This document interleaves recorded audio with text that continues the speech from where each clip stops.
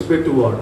కాబట్టి ఏ విధంగా మనం ఆరాధిస్తున్నామో ఆ ప్రభువు బాగా ఎరిగిన వాడిగా ఉంటున్నాడు.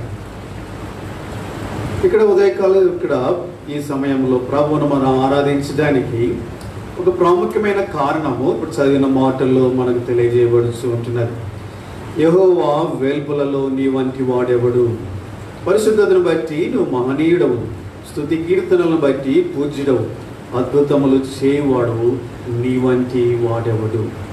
కాబట్టి మన ప్రభువును మనం ఆరాధించడానికి మన ప్రభువు లాంటి వాడు ఈ లోకములో కానీ ఆకాశములో కానీ భూమి కింద కానీ ఎవరు కూడా లేనేలేదు.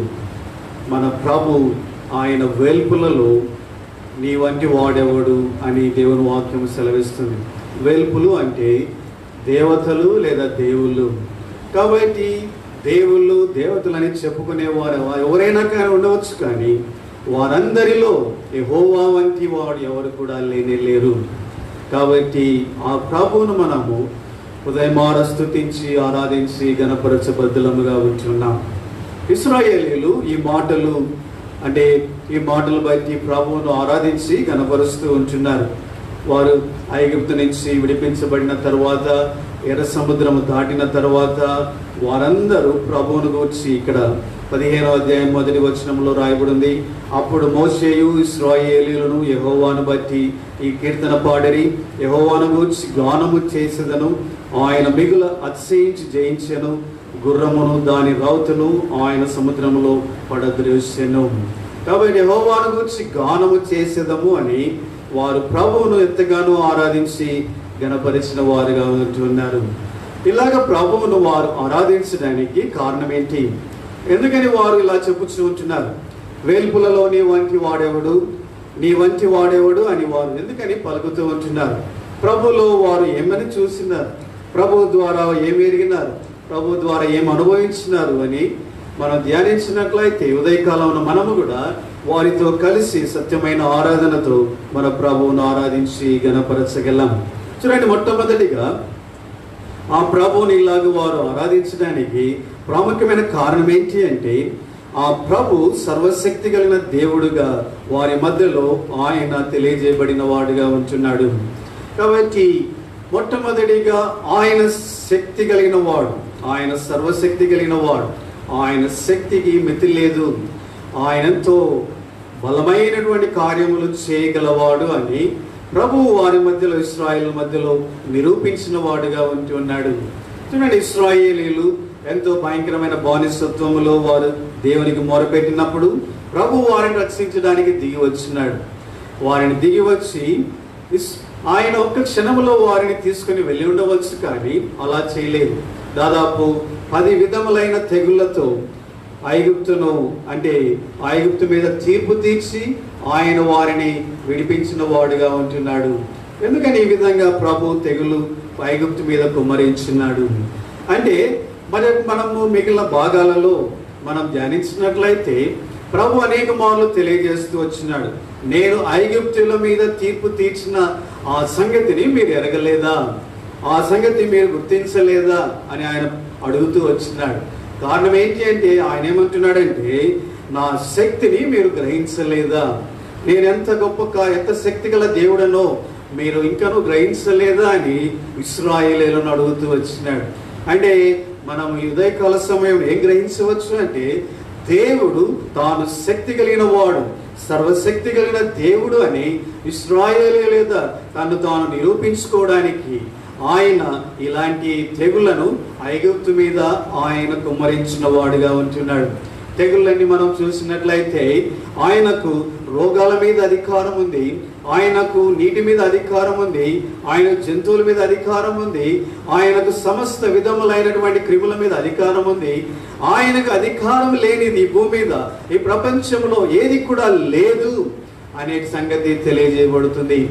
ఆయన సెలవేయగా చీకటి కలిగిందంట, అంటే సూర్యుడు సర్వశక్తి నక్షత్రులు సృష్టి అంతా ఆయన అధికారంలో ఉంటున్నాయి. కాబట్టి ఆ తెగులను మనం ధ్యానించినట్లయితే మన ప్రభు ఎంత శక్తి కలిగిన వాడో మనము గ్రహించగలం. కాబట్టి ఉదయకాల సమయమున ఆ ఇశ్రాయేలీయులు నీ వంటి వాడెవడు, వేల్పులలో నీ వంటి వాడు అని పలకడానికి కారణం ఏంటో తెలుసా? వారు గ్రహించినారు తమ దేవుడు సర్వశక్తి కలిగిన వాడు, ఆయన కంటే శక్తి కలిగిన మానవుడు కానీ దేవుడు కానీ ఎవరు లేరనేది ఇశ్రాయేలీయులు గ్రహిస్తూ వచ్చినారు. కాబట్టి ప్రియమైన సోదరి సోదరుడా, ప్రభువైన యేసుక్రీస్తు వారు కూడా ఈ భూమి మీద ఉన్నప్పుడు ఆయన సమస్త మీద అధికారం కలిగిన వాడుగా ఆయన నిరూపించబడినాడు. రోగాలు ఆయనకు లోబడినాయి, ఆయనకు దయ్యాలు లోబడినాయి, ఆయనకు సముద్రము లోబడింది, ఆయనకు గాలివాన లోబడింది, ఆయనకు మరణము లోబడింది. సమస్తము ఆయన అధికారం కింద ఉంటూ వచ్చినాయి. అందుకని ప్రభు అన్నాడు, నాకు అసాధ్యమైనది ఏదైనా ఉన్నదా? దేవునికి అసాధ్యమైనది ఏదైనా ఉన్నదా అంటే నేను సర్వశక్తి కలిగిన దేవుడను అని ఆయన తెలియజేయచ్చు ఉంటున్నాడు. కాబట్టి మన ప్రభు వేల్పులలో ఆయన మాత్రమే మహాగణ అంటే ఆరాధనకు యోగ్యుడు, పూజనీయుడు. కారణం ఏంటి అంటే ఆయన లాంటి శక్తి కలిగిన దేవుడు కానీ మానవుడు కూడా ఎవరు కూడా లేరు. ఆయన సర్వశక్తి కలిగిన దేవుడు. కాబట్టి మొట్టమొదటిగా ఇశ్రాయేలీయుల పలకడానికి కారణం ఏంటి అంటే ఆయన సర్వశక్తి గల దేవుడని వారు గ్రహించినారు. మనం కూడా ఉదయకాల సమయమున మన ప్రభు సర్వశక్తి కలిగిన వాడు, ఆయన సమస్తమునకు అధికారి అయినటువంటి వాడుగా ఉంటున్నాడు. ఆయనకు రోగాలు ఆయనకు అధికారం కింద ఉంటున్నాయి. అది కరోనా కావచ్చు, మరి ఏ వ్యాధి అయినా కావచ్చు. All are under the authority of our God. మన దేవుని యొక్క అధికారం కింద అవి ఉంటూ ఉన్నాయి. కాబట్టి ప్రేమైన సోదరి సోడ, మన ప్రభు పూజనీయుడుగా ఉంటున్నాడు. ఆయన శక్తిని బట్టి ఆయన ఎదుట మనం సాగిలపడి ఆయన ఆరాధించవలసిన వారముగా ఉంటున్నాం. రెండవదిగా మనం చూసినట్లయితే చూడండి, ఇశ్రాయేలీయులు ఐగుప్తు మీద తీర్పు తీర్చబడింది, కానీ చివరి తీర్పు అయినటువంటి మరణం నుంచి వారు తప్పించబడుతూ వచ్చినారు. కాబట్టి ఇక్కడ మనం గ్రహించవలసిన మరొక సత్యం, ఎందుకని ఇశ్రాయేలీయులు వేల్పులలో నీ వంటి వాడెవడు అని వారు పలకగలుగుతూ వచ్చినారంటే, చూడండి, దేవుడు ఐగుప్తు మీద తీర్పు తీర్చినాడు. మీ ఇంట్లో ప్రతి ఒక్కరి ఇంట్లో ప్రథమ కుమారుడు చనిపోతాడు అని ఐగుప్తు మీద వారు తీర్పు తీర్చినారు. అలా తీర్పు తీర్చినప్పుడు ఎవరైతే తమ ద్వారబంధముల మీద పస్కా బలిపశు యొక్క రక్తాన్ని వారు పూసుకున్నారో వారందరి మీద నుంచి ఈ మరణ దూత దాటిపోయినదిగా ఉంటున్నది. వారి ఇళ్ళలో ఎక్కడే కానీ మరణం అనేది ప్రవేశించలేదు. అంటే మరొక మాటలో చెప్పాలంటే all Israelite there were escape from the death. మరణం నుంచి వారు తప్పించబడిన వారుగా ఉంచి ఉన్నారు. కాబట్టి ప్రేమైన సోదరి సోడ, మరణము ఆయన విధించడానికి ఆయనకు అధికారం ఉంది, మరణం నుంచి తప్పించడానికి ఆయనకు అధికారం ఉన్నది. కాబట్టి అందుకనే ప్రభు అన్నాడు, నా ప్రాణం పెట్టుటకును తిరిగి తీసుకున్నటకును నాకు అధికారం ఉన్నది అని ఆ ప్రభు అన్నాడు. కాబట్టి మరణము అనేది దేవుని యొక్క ఆధీనములో ఉన్నదని మనం గ్రహించాలి. కాబట్టి లోకంలో భయంకరమైన అందరినీ భయపెట్టేటువంటి భయం ఏంటంటే మరణ భయము. అలాంటి భయంకరమైన మరణము దేవుని యొక్క అధికారం కింద ఉంటున్నది. కాబట్టి ఈ లోకంలో ఏ మానవుడికి మరణం తప్పించుకోవడానికి వీలు కాదు. దేవతలను చెప్పుకున్న అనేక మంది వారు మరణించినారు, దేవుళ్ళని చెప్పుకున్న వారంతా మరణించినారు, వారు మాయమైపోయినారు, మట్టిలో కలిసిపోయినారు, తిరిగి లేవలేదు. కానీ మన దేవుడు ప్రభువైన యేసుక్రీస్తు వారు ఆయన సిలువలో మరణించినాడు, పాతి పెట్టబడి తిరిగి లేచిన వాడుగా ఉంటున్నాడు. ఏ విధంగా అయితే ఆ దినం పస్కాపల బస్సు వధించబడినదో ప్రభు కూడా సర్వలోక మానవ పాపవాళి కొరకై ఆయన గొర్రెపిల్లగా సిలువలో మరణించి ఆయన పాతి పెట్టబడ్డాడు, ఆయన తిరిగి లేచిన దేవుడుగా ఉంటున్నాడు. కాబట్టి ఆయన మరణం మీద అధికారం కలిగిన దేవుడు. కాబట్టి అందుకని మనలను కూడా ఆయన మరణంలో నుంచి జీవంలోనికి దాటింప శక్తి కలిగిన దేవుడుగా ఉంటున్నాడు. ఇశ్రాయేలు ఎలాగైతే మరణం నుంచి తప్పించినాడో, ఇశ్రాయేలు మనల్ని కూడా ప్రభు మరణం నుంచి ఆయన తప్పించి నిత్య నరకాల నుంచి తప్పించి పరలోక రాజ్యంలో ఆయన ప్రవేశపెట్టిన వాడుగా ఉంటున్నాడు. అందుని బట్టి మనము ఏమని గ్రహించాలంటే మన ప్రభు సర్వశక్తి కలిగిన వాడు, అంతేకాదు నిత్య మరణం నుంచి కూడా ఆయన తప్పించడానికి సమర్థుడైన దేవుడు అనేది మనం గ్రహించాలి. ఇశ్రాయేలు గ్రహించడం వలన ఎప్పుడైతే వారు మరణం నుంచి తప్పించబడ్డారో వాళ్ళు వెంటనే ఆయన ఆరాధించగలిగినారు. యెహోవా వేల్పులలో నీ వంటి వాడెవు, నీవు పూజనీయుడవు అని ఆయన ఎంతగానో హృదయం ఆరాధించి గణపరిచినారు. ఉదయకాల సమయంలో మనం కూడా మరణం నుంచి తప్పించబడిన మనం మరణం మన మీద నుంచి దాటిపోయినటువంటి ఈ గొప్ప ధన్యతను బట్టి ప్రభువును ఆరాధించి ఘనపరచు బద్దులముగా ఉంచున్నాం. తర్వాత మూడవదిగా, ఎందుకు ఇశ్రాయేలీయులు వేల్పులలో నీ వంటి వాడెవడు అని ప్రభువును ఆరాధించినారంటే, వారికి భయంకరమైన ఐగుప్తు యొక్క బానిసత్వం నుంచి ఆ ప్రభు ఎంతో గొప్ప విడుదలను అనుగ్రహించినాడు. కాబట్టి ఐగుప్తు రాజు ఎంతో కఠినస్తుడుగా ఉంటున్నాడు.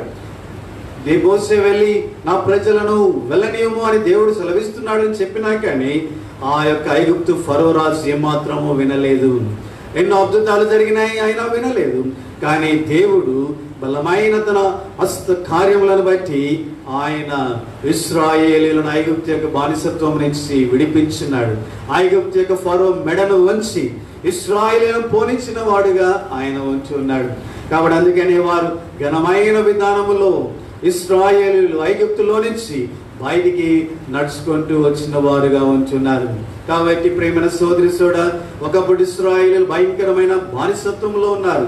వారు ఐగుప్తులు పెట్టినటువంటి కఠినమైన దాసత్వమును బట్టి ఎంతగానో మూలుగుచుచు ఏడ్చుచు దేవునికి మొరపెట్టిన వారుగా ఉంటున్నారు. దేవుని వాక్యం ఈ ఐగుప్తు యొక్క బానిసత్వాన్ని దేనితో పోల్చినదంటే ఇనుప కొలిమితో పోల్చినది. అలాంటి భయంకరమైన ఇనుప కొలిమిలో ఇశ్రాయేలీయులు ఉంటూ ఉన్నారు. కాబట్టి ఇప్పుడు అలాంటి ఆ ఇనుప కొలిమి నుంచి ఇశ్రాయేలు విడిపించువాడు ఎవడు లేనప్పుడు, ఎటువంటి మార్గములు లేనప్పుడు ఆ దేవుడే వారిని విడిపించడానికి దిగి వచ్చి ఆయన ఇశ్రాయేలీయుల ఐగుప్తు యొక్క బానిసత్వం నుంచి ఘనమైన విధానములో ఆయన వారిని బయటికి నడిపించిన వాడుగా ఉంటున్నాడు. కాబట్టి ప్రేమైన సోదరి సోడు, అందుకని ఇశ్రాయేలు అంటున్నారు, యెహోవా వేల్పులలో నీ వంటి వాడెవడు.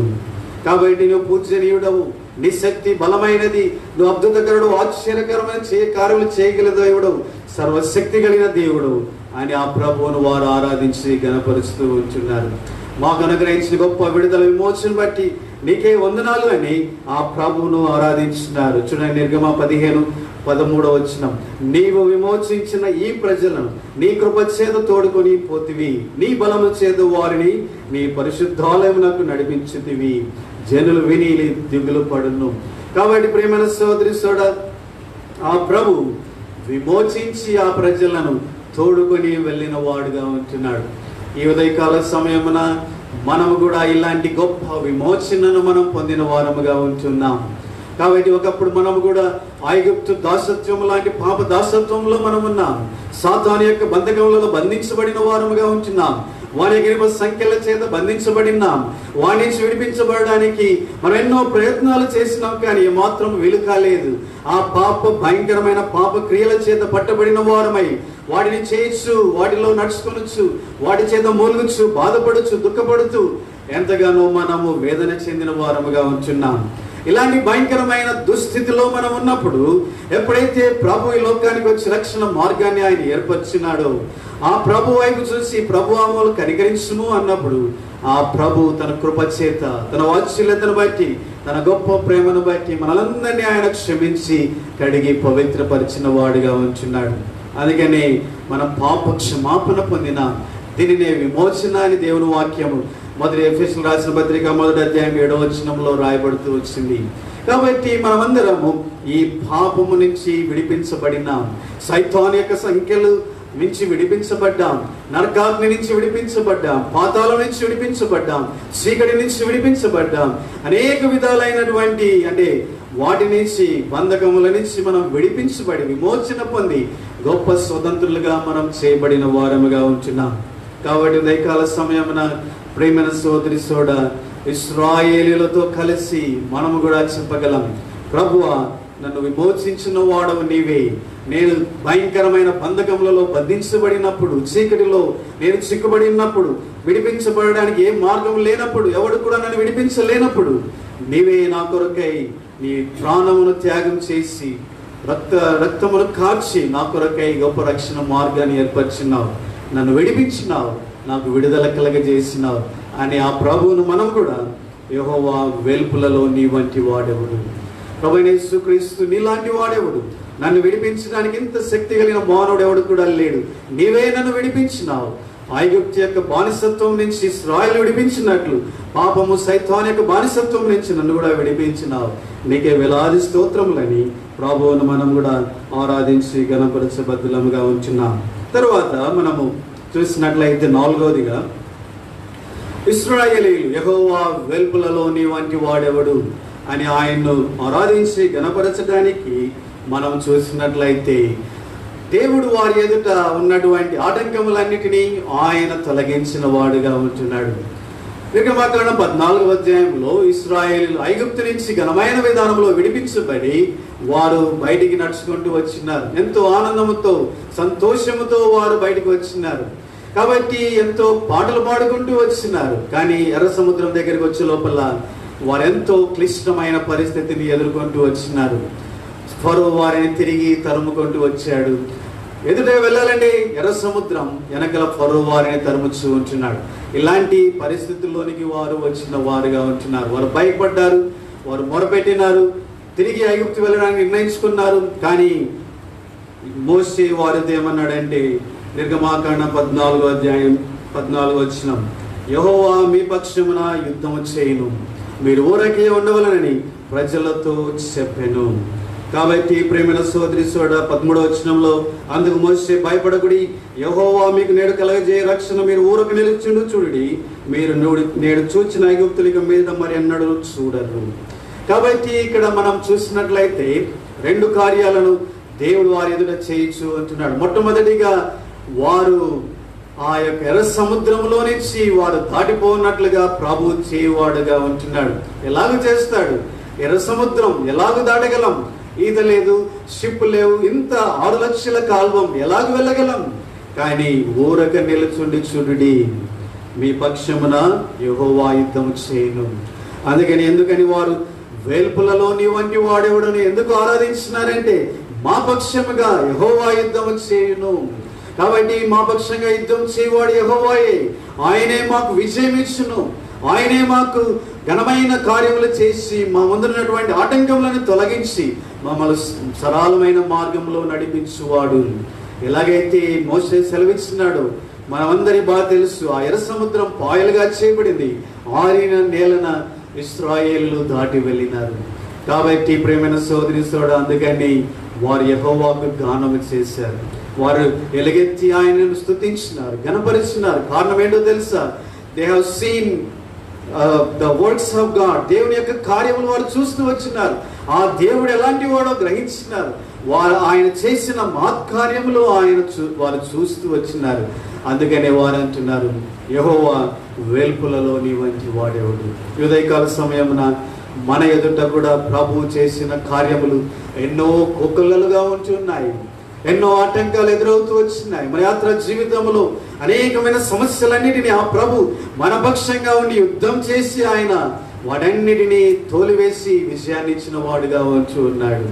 కాబట్టి ప్రేమైన సోదరి సోడ, వ్యక్తిగతంగా, కుటుంబంగా, సంఘముగా ఆ ప్రభువు మన పక్షంగా యుద్ధము చేసిన దేవుడుగా ఉంటున్నాడు. ఇది మనందరి జీవితాల్లో ఎంతో సత్యం, ఎంతో నిజం. ఆయన మన పక్షంగా యుద్ధం చేసినాడు గనుకనే ఈ ఉదయకాల సమయమున మనం ఇలాగ చేరి ఆయనను స్తుతించగలుగుతూ ఉంటున్నాం. ఆయన మన పక్షంగా యుద్ధం చేసినాడు గనుకనే మన యాత్రా జీవితంలో మనం ఇలాగ నిలిచిన వారంగా ఉండగలుగుతున్నాం. లేకపోతే లాబాను యాకోబు అన్నట్లుగా మనం కూడా అనవలసి వచ్చి ఉండేది. యాకోబు అంటూ వచ్చినాడు, లాబానుతో అన్నాడు, ఒకవేళ యెహోవా నాకు తోడై ఉన్న ఎడల నన్ను ఒట్టి చేతులతో పంపించి వేసి ఉండేవాడివి. కాబట్టి యాకోబు పక్షంగా యుద్ధం చేసి యెహోవా లాబాను యొక్క మోసం నుంచి ఆయన తప్పించినాడు, ఎంతగానో దీవించినాడు. ఈ ఉదయకాల సమయం మనము కూడా ఈ లోకములో సాతాను చేతిలో చిక్కుబడి, లోకం చేతిలో, మనుషుల చేతిలో, లేకపోతే పరిస్థితుల చేతిలో చిక్కుబడి ఎంతగానో మనం నశించిపోయినటువంటి వారం. కానీ ఇలాగన మనం ఉంటున్నామంటే కారణం ఏంటో తెలుసా? It is not because of our strength and energy. మన బలం, మన శక్తి కాదు, మన తలాంతులు కాదు, మన జ్ఞానం కాదు. Only because our Lord is fighting on our behalf. మన పక్షంగా మన దేవుడు పోరాడుతూ ఉంటున్నాడు. ఆయన పోరాడుతున్నాడు గనుకనే మనం ఇలాగన ఉండగలుగుతూ ఉన్నాం. ఆయన ఒక్క క్షణం మన పక్షంగా కళ్ళు మూసుకున్నట్లయితే, ఆయన మన పక్షంగా పోరాడడం ఆపివేసినట్లయితే మనం ఈ భూమి మీద కనపడడం. కానీ ప్రేమైన సోదరి soda, because our Lord is fighting on our behalf. కాబట్టి అంతేకాదు, ఆయన పోరాడుచు మన ముందున్న ఆటంకాలను ఆయనే తొలగించి వేస్తున్నాడు. సైతానుడు ఎన్నో తీసుకుని వేస్తూ ఉంటాడు. ప్రతి ఆటంకం నా ప్రభువే తుంచి వేస్తూ ఉంటున్నాడు. మన ఆత్మీయ జీవితంలో ఆటంకాలు, శరీర జీవితంలో ఆటంకాలు, ఉద్యోగంలో ఆటంకాలు, కుటుంబ జీవితంలో ఆటంకాలు, సంఘ జీవితంలో ఆటంకాలు, ఎక్కడ చూసినా సైతానుడు పదే 24 గంటలు మన పక్షంగా, మనకు విరోధముగా పోరాడుతున్నాడు. But our Lord is fighting on our behalf 24 hours 365 days. ఆయన నిరంతరం మన పక్షంగా ఆయనే పోరాడుతూ ఉన్నాడు. అందుకని ఆటంకములన్నీ తొలగించబడుతున్నాయి. సరళమైన మార్గంలో మనం నడవగలుగుతూ ఉంటున్నాం. ప్రియమైన సోదరి చూడు, అందుకని మనవుడి ఇశ్రాయేలు వలె చెప్పాలి. వారు ఎందుకు చెప్పారంటే, ఎర్ర సముద్రమును ఆయన పాయలు చేసి, ఆటంకమును పాయలుగా చేసి, ఆరిన నేలను ఆయన వారిని నడిపించిన వాడిగా ఉంటున్నాడు. అంత గొప్ప దేవుడు, వారు పక్షంగా యుద్ధం చేసిన దేవుడు, మన పక్షంగా కూడా అదే విధంగా పోరాడినాడు. కనుక మనం కూడా చెప్పాలి, యెహోవా వేల్పులలో నీ వంటి వాడెవడు. కాబట్టి చివరిగా మనం చూసినట్లయితే ఇక్కడ మరి ఒక సంగతి, దేవుడు చేసిన గొప్ప కార్యం ఏంటి అంటే, మోసే ఇశ్రాయేలుతో అన్నాడు నిర్గమా14:13, మీరు నేడు చూచిన ఐగుప్తుల ఇక మీదట మరి అన్నాడు చూడరు. కాబట్టి 15వ అధ్యాయంలో వారు ప్రభువును ఆరాధిస్తూ ఏమన్నారో చూడండి.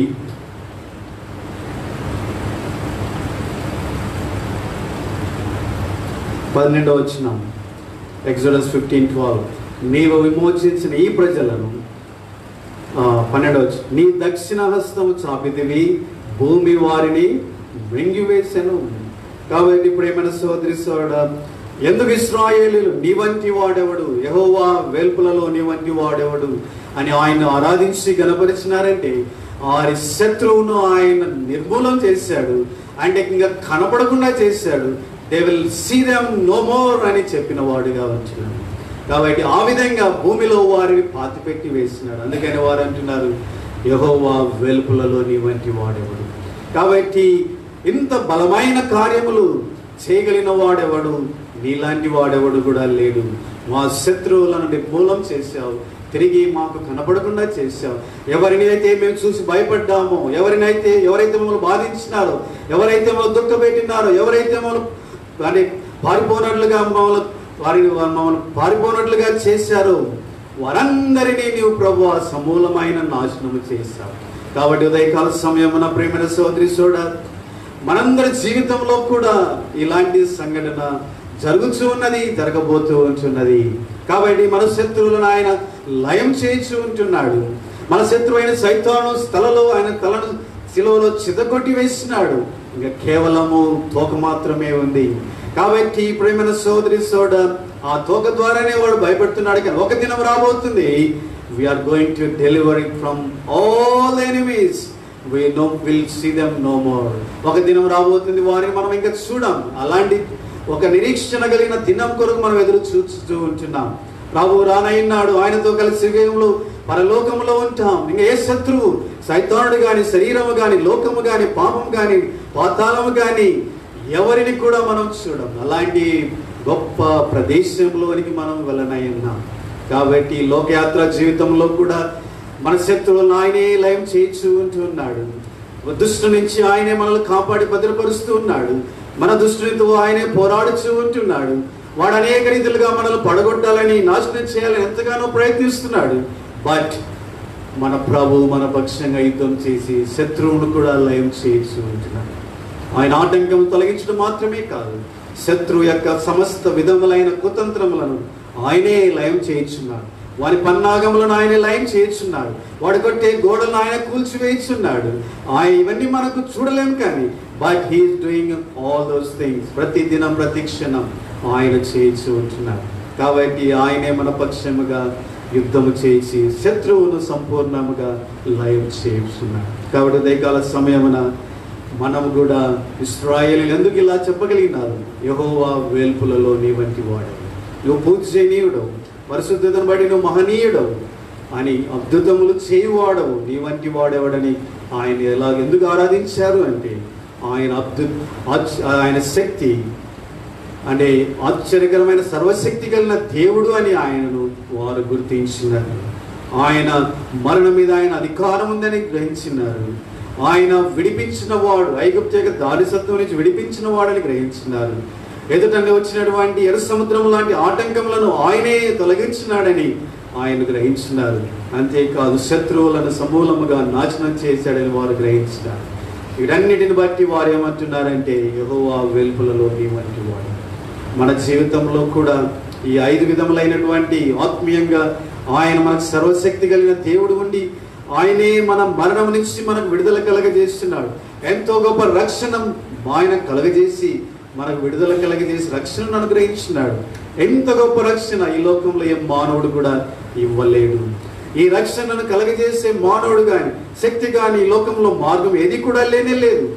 కాబట్టి అందుకనే అపోస్తలుడైన పౌలు అన్నాడు హెబ్రీ 2లో 12వ అధ్యాయం 2వ వచనంలో, ఇంత గొప్ప రక్షణ నిర్లక్ష్యం చేసిన ఎడల ఎలాగూ తప్పించుకుందు. Why it is a so great salvation. ఎందుకు ఇంత గొప్ప రక్షణ అంటే because nobody can give that salvation.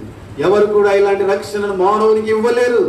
అది కేవలము సర్వశక్తి కలిగిన ప్రభువు ద్వారా మాత్రమే, మరణాన్ని జయించగలిగిన, పాతాళాన్ని, సైతానును, పాపమును సమస్తమును జయించగలిగిన ప్రభు ద్వారా మాత్రమే ఇట్ ఈస్ పాసిబుల్. అందుకని ఆయన అంత గొప్ప రక్షణ అంటున్నాడు. ఆ రక్షణను దేవుడు మనకు అనుగ్రహించినాడు. కాబట్టి ప్రభువా వెలుపలలో నీ వంటి వాడెవడు అని మనం కూడా ఆరాధించి ఘనపరచబద్ధులముగా ఉంటున్నాము. మన ఆటంకములన్నిటినీ ఆయన తొలగిస్తున్నాడు. మన శత్రువులతో ఆయనతే పోరాడి వారిని నశింపచేయచ్చు, వారిని కనపడనీయకుండా చేయబోయే దినం మనకు ఎదురుగా ఉంటున్నది. ఆ దినం మనం పొందబోతున్న నిరీక్షణ. కాబట్టి ప్రియమైన సోదరి సోదరుడా, వీటన్నిటిని బట్టి మనము కూడా ఇశ్రాయేలులతో కలిసి ఇలాగా ఆయనను స్తుతించుదాం. యెహోవా వెలుపలలో నీ వంటి వాడు. అలాంటి ఆరాధన ప్రభు మనందరి దగ్గర నుంచి కూడా కోరుచున్నాడు. కనుక మనందరం కూడా హృదయమారా ప్రభువును ఆరాధించి అలా చేయడం ప్రభు మనకు సాధించి మోకరించండి. కొన్ని క్షణాలు మనం ఆరాధనలో గడుపుదాం. ఒక తర్వాత ఒకరు ప్రభువును ఆరాధించి గణపరచండి. ఆన్లైన్ ద్వారా వీక్షించిన పిల్లలందరూ కూడా ఎక్కడున్నా మీరు దేవుని సన్నిధిలో మోకరించి ప్రభువును హృదయమారా ఆరాధించి గణపరచండి. ఎక్కడ